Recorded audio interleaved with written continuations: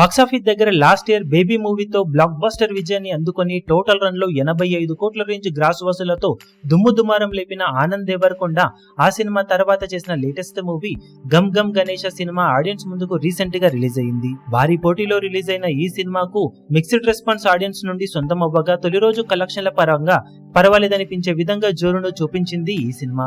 మొత్తం మీద మొదటి రోజు ట్రాక్ చేసిన సెంటర్స్ ను బట్టి అనుకున్న రేంజ్ లోనే వసూలను సినిమా ఓవరాల్ గా దక్కించుకోవడం విశేషం.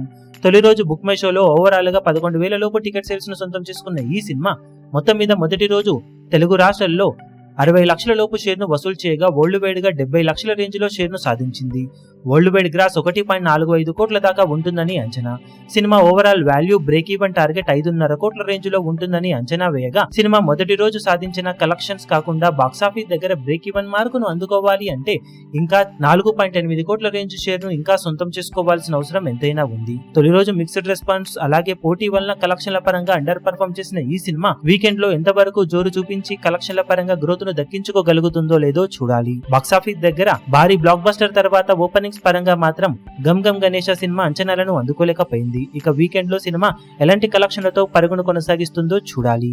ఈ వీడియో మీకు నచ్చినట్లయితే లైక్ చేయండి, షేర్ చేయండి, ఛానల్ ను సబ్స్క్రైబ్ చేయడం మాత్రం మరవకండి. ఏ చిన్న అప్డేట్ ను మిస్ అవ్వకూడదు అనుకుంటే బెల్ ఐకాన్ ను ప్రెస్ చేయండి.